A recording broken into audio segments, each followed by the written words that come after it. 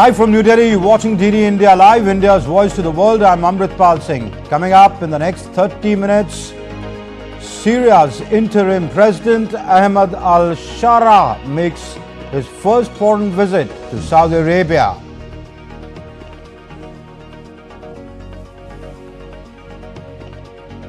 Justin Trudeau slaps 25% retaliatory tariffs on the United States, asks people of Canada to go local. Beijing says it would file a lawsuit with the WTO. Somalia's regional government says US strikes in Golis Mountains neutralized key IST figures. Indian cricket team crowned champions of the ICC Under-19 Women's 2020 World Cup. Defeat South Africa in the final in Kuala Lumpur. Prime Minister Narendra Modi congratulates the team, says immensely proud of our Nari Shakti.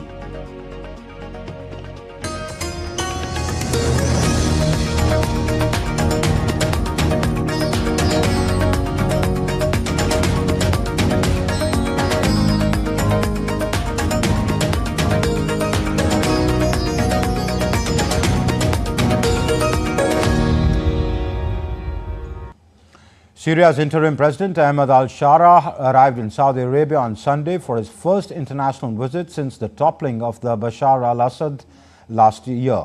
Accompanied by his foreign minister Asad al-Shaibani, the top Syrian leader was greeted by Saudi officials upon his arrival. He is expected to meet Saudi ruler Crown Prince Mohammed bin Salman during his visit. Shara, whose group HTS led the overthrow of Assad in December, was named interim president of Syria on the 29th of January. The United States has reignited global trade tensions with sweeping tariffs on key trading partners Canada, Mexico and China. President Donald Trump claimed the move is necessary to curb illegal immigration and drug trafficking. But the decision has triggered backlash, with the triad of economies vying to retaliate. A new trade war is brewing as President Donald Trump announced sweeping tariffs on major U.S. trading partners Canada, Mexico and China. The president will be implementing a 25% tariffs on Mexico, 25% tariffs on Canada, and a 10% tariff on China for the illegal fentanyl that they have sourced and allowed to distribute into our country, which has killed tens of millions of Americans. These are promises made and promises kept by the president. Trump has also suspended exemptions that previously allowed low-value imports from these nations to enter the U.S. duty-free. Tariffs don't cause inflation, they cause success. They cause big success. So we're going to have great success. There could be some temporary short-term disruption, and people will understand that. For China, which is already dealing with U.S. trade restrictions, an additional 10% tariff will be applied, further escalating tensions. China's Commerce Ministry has condemned the decision, announcing plans for countermeasures and filing a complaint with the World Trade Organization. Mexican President Claudia Sheinbaum has also vowed retaliatory tariffs, while Canadian Prime Minister Justin Trudeau said that his country would hit back with 25% tariff on select American goods worth $155 billion Canadian dollars, with a first round on Tuesday followed by a second one in 3 weeks. I am announcing Canada will be responding to the U.S. trade action with 25% tariffs against $155 billion worth of American goods. This will include immediate tariffs on $30 billion worth of goods as of Tuesday, followed by further tariffs on $125 billion worth of American products in 21 days' time to allow Canadian companies and supply chains to seek to find alternatives. Canada's British Columbia Premier said the tariffs imposed by US President Trump on Canada don't make sense. These tariffs don't make sense. They don't achieve his goal of economic growth for the United States. We provide so much of what the United States needs. And they are simply unjustified because we're here to do this work together. The White House insists that the move is aimed at holding these countries accountable for failing to curb illegal immigration and stop the flow of fentanyl and other drugs in the US. With global leaders preparing for countermeasures, the latest tariffs could mark the beginning of a prolonged and costly trade battle. Bureau Report, DD India. Meanwhile, U.S. Secretary of State Marco Rubio is in Panama, where he plans to raise President Donald Trump's demands for the Panama Canal. Rubio, on his first trip as the top U.S. diplomat, will tour the Panama Canal and meet President Jose Raul Mulino on Sunday. He will also travel to 4 other Latin American countries. Rubio's mission comes as Trump imposed steep tariffs on Canada, Mexico and China, another step showing as far more aggressive U.S. foreign policy. The government of Somalia's semi-autonomous Puntland region said on Sunday that U.S. military strikes in the Golis Mountains killed key figures in the Islamic State group. U.S. forces carried out airstrikes in Somalia targeting senior Islamic State attack planner and other members of the terrorist group. The strike comes just days after Interpol announced the arrest of several suspected members of Islamic State in East Africa.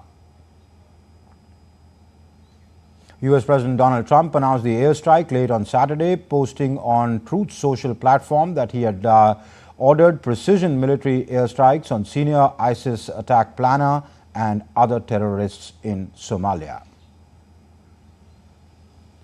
Israeli Prime Minister Benjamin Netanyahu departed for Washington, D.C. on Sunday to meet U.S. President Donald Trump to discuss critical issues. Earlier, Netanyahu's office said he would begin talks on a second phase of Gaza ceasefire in Washington on Monday. And this meeting will deal with important issues, critical issues facing Israel and our region, a victory over Hamas, achieving the release of all our hostages, and dealing with the Iranian terror axis and all its components, an axis that threatens the peace of Israel, the Middle East, and the entire world. Meanwhile, Netanyahu in a video message said that his country expects the coming phases of the prisoner-hostage swap to be carried out safely during a video statement after the 4th exchange of hostages for prisoners with Hamas amid a ceasefire deal.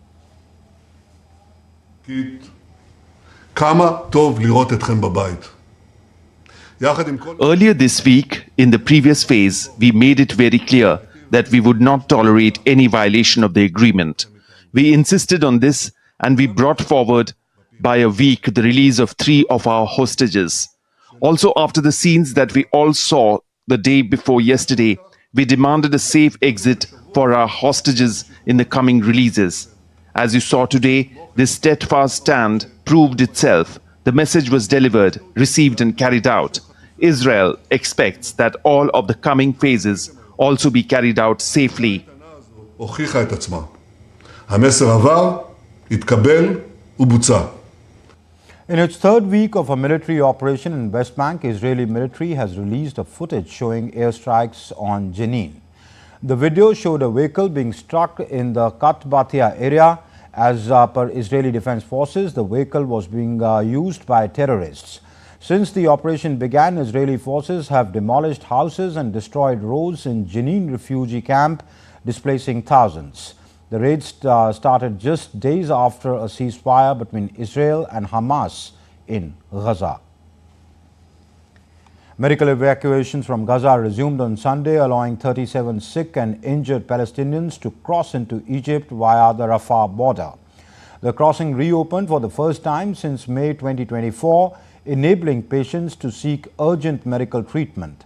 The first group of evacuees, along with 39 companions, departed from the Nasser Medical Complex in Khan Yunis.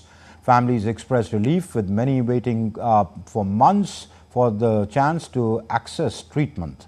The WHO emphasized the urgent need for more medical corridors, as up to 14,000 critical patients still require evacuation. WHO estimates that between 12 and 14,000 critical patients need to be medevaced outside Gaza. So this is just a start. We have to really, we have to speed up the pace. What we need is medical corridors now outside Gaza to ensure that those 12 to 14,000 patients who are in need for the treatment they need and deserve, that they get out. Turkey's Foreign Minister Hakan Fidan announced on Sunday that the country could take some Palestinian prisoners freed by Israel under the terms of its ceasefire deal with Hamas. At that time, we were asked to take in some Palestinians, and we accepted. Our president expressed that we were ready to host some Palestinians who were released together with other countries in order to support the agreement. Turkey will do its part in this regard, together with other countries, as long as the ceasefire agreement is implemented and continues.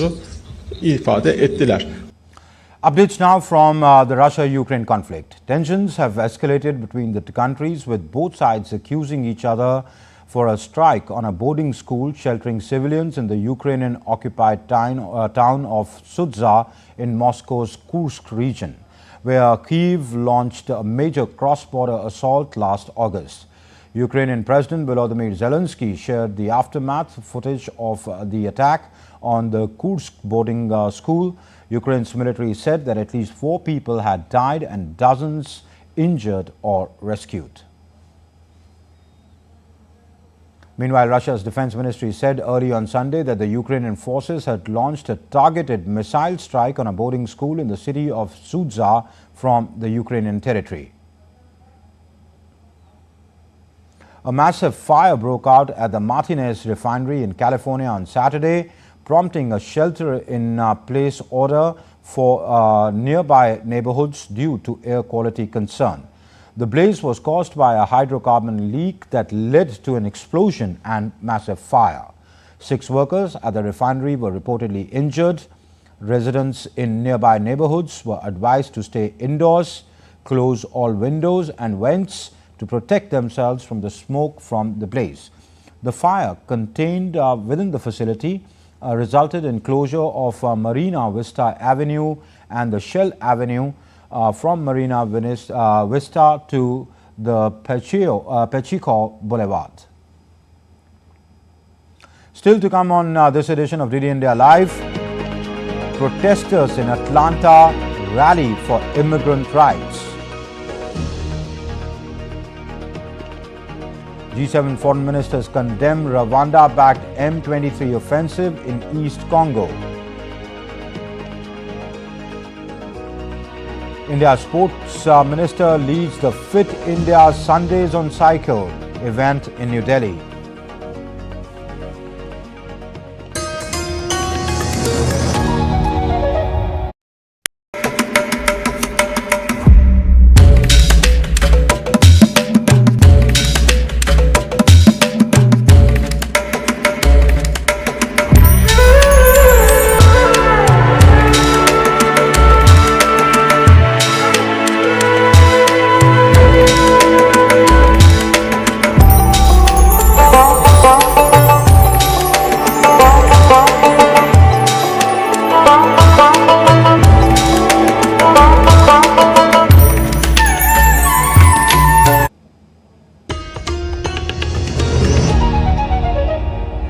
You're watching DD India Live. I'm Amritpal Singh. The foreign ministers of the G7 condemned the Rwandan-backed M23 rebel offensive in Eastern Democratic Republic of Congo on Saturday, urging both M23 and the Rwanda Defense Forces to halt their actions. In a statement from Canada, the G7 expressed concern over the capture of Minova, Sake and Goma, emphasizing the need to protect civilians.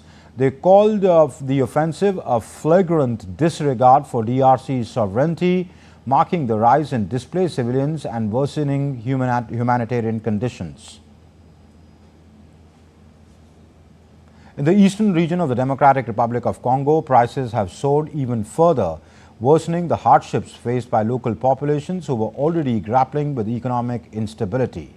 The soaring prices are a result of several factors, including the ongoing conflict, disrupted supply chains, inflation and a lack of infrastructure, all of which have compounded the already fragile economic situation in the region. Protesters took to streets in the United States of America's Atlanta, rallying for immigrant rights and opposing mass deportations after U.S. Immigration and Customs Enforcement, or the ICE, launched targeted operations in the metro area. Around 1,000 demonstrators gathered along the Buford Highway, Atlanta's immigrant hub, demanding an end to the recent ICE raids that began last week. The protests come amid nationwide surge in immigration arrests under the new Trump administration. India's Prime Minister Narendra Modi virtually addressed the Mahakumbh Bhishekam ceremony of Jakarta's Murugan Temple on Sunday. The temple is said to become Indonesia's first ever temple dedicated to Lord Murugan, standing as a beacon of spirituality, culture and unity. While addressing he highlighted India-Indonesia's deep cultural ties and shared heritage. हम हजारों वर्ष पुरानी संस्कृति से जुड़े हैं।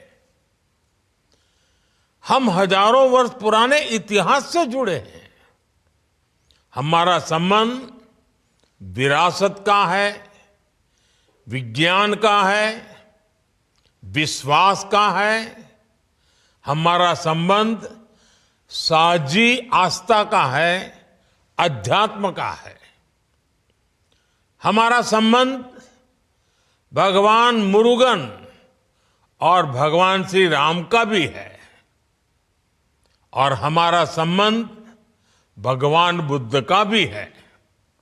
इसलिए साथियों, भारत से इंडोनेशिया जाने वाला कोई व्यक्ति जब प्रबानन मंदिर में हाथ जोड़ता है तो उसे काशी और केदार जैसी ही आध्यात्मिक अनुभूति होती है।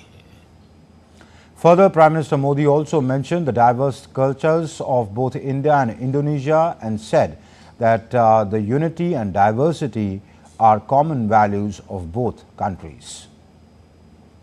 मुझे बताया गया है कि इस मंदिर में भगवान मुरुगन के अलावा विभिन्न देवी देवताओं की मूर्तियों की भी स्थापना की गई है। ये विविधता, ये बहुलता हमारी संस्कृति का सबसे बड़ा आधार है। इंडोनेशिया में विविधता की इस परंपरा को बिन्ने का तुंगल इका कहते हैं। भारत में हम इसे विविधता में एकता कहते हैं। ये विविधता को लेकर हमारी सहजता का ही है कि इंडोनेशिया और भारत में भिन्न भिन्न संप्रदाय के लोग इतने अपनत्व से रहते हैं। इसलिए आज का ये पावन दिन हमें यूनिटी इन डाइवर्सिटी की भी प्रेरणा दे रहा है। India have been crowned champions of the ICC Women's Under-19 2020 World Cup after the win over South Africa in the summit clash in Kuala Lumpur on Sunday. Gongadi Trisha was named both player of the match and player of the series for her stellar performance. India remained unbeaten in the tournament, showing their confidence and brilliance. This report sums up India's campaign in the event. Indian women cricket team has done it again. Defending champions have retained their ICC Women's Under-19 T20 World Cup.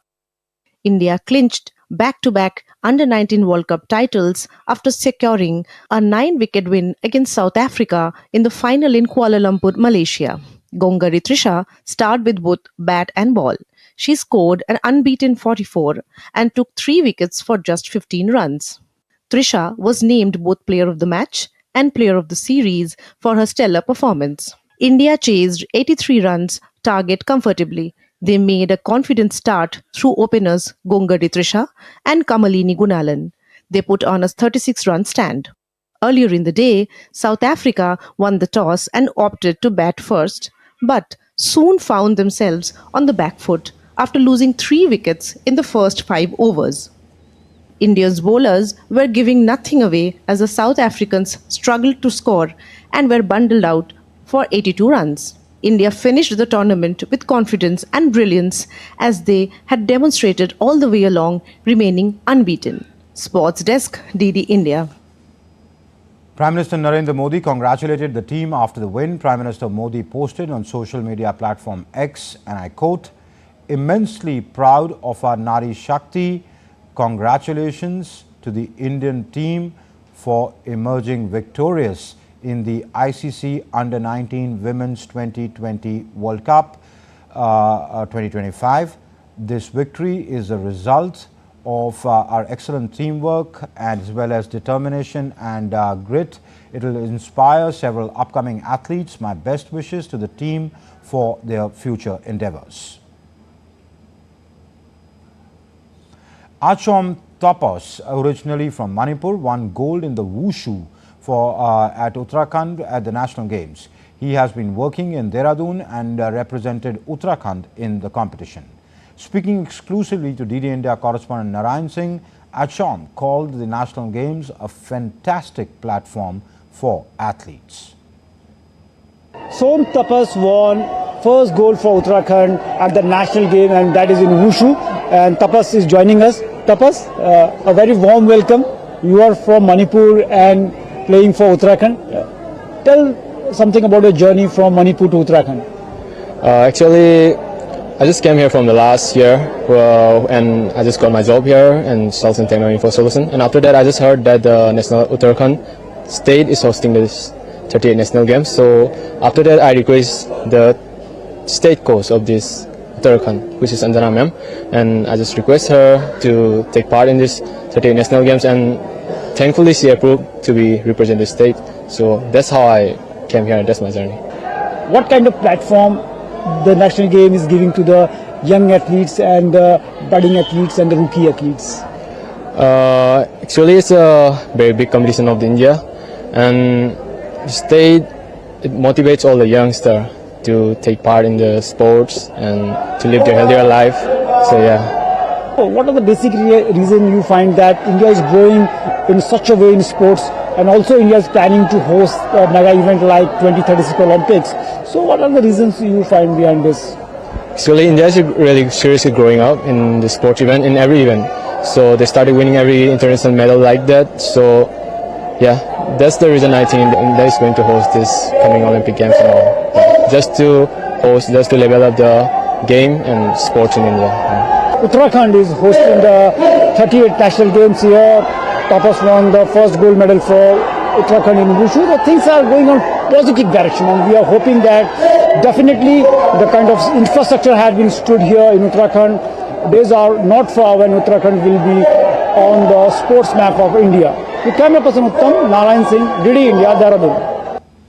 India's Sports Minister Mansukh Mandavia led the Fit India Sundays on Cycle event in New Delhi on Sunday. It aims to carry forward Prime Minister Narendra Modi's clarion call against obesity. More than 250 riders, including doctors, nutritionists, students and social activists, participated to make the people aware of the ills of obesity. DD India correspondent Suchitra reports.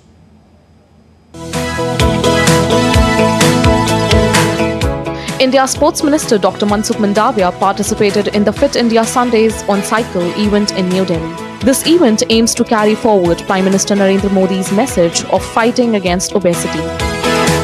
Modi ji ने national games के inauguration के अवसर पर obesity को कम करने के लिए, यानी कि ओबेसिटी के सामने लड़ाई करने के लिए देश को आह्वान करा है। मुझे आज खुशी है हमारे देश के डॉक्टर्स आज ओबेसिटी के सामने लड़ाई करने के लिए एक संदेश देने के लिए साइकिल ऑन संडे के साथ जुड़े हैं। मैं सभी को बधाई देता हूं और देश को आह्वान करता हूं कि हम ओबेसिटी के सामने अच्छी तरह से लड़ाई लड़े।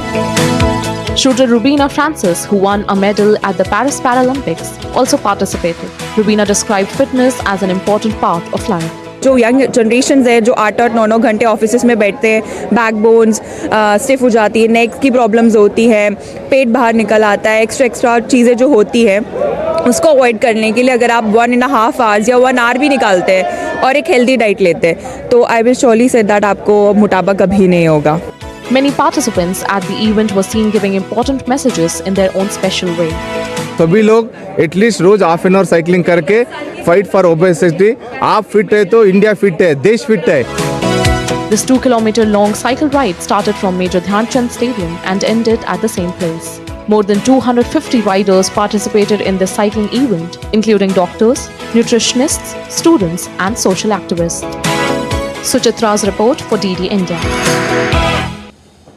Ashi Choksi from Madhya Pradesh delivered a stellar performance at the National Games, setting a new national record in the 50-meter rifle 3 positions women event in Dehradun. She scored an exceptional 598 points, breaking the previous record of 594 set by Sift Kaur Samra in 2023. Choksi's precision and consistency across the kneeling, prone and standing positions marked a significant achievement in her shooting. Her record-breaking feat reinforces her status as one of the country's top rifle shooters. And that's all in this edition of DD India Live, but do let us know your thoughts on the news of the day. For those on the go, you can get all the latest news and updates from India and across the world on DD India's mobile app. The app is available both on Android and iOS platforms. Scan the QR codes that you see on your screen to download now. We'll be back with more news as it breaks here on DD India. I'm Amrit Pal Singh from my entire team here in Delhi. Thank you for watching DD India Live.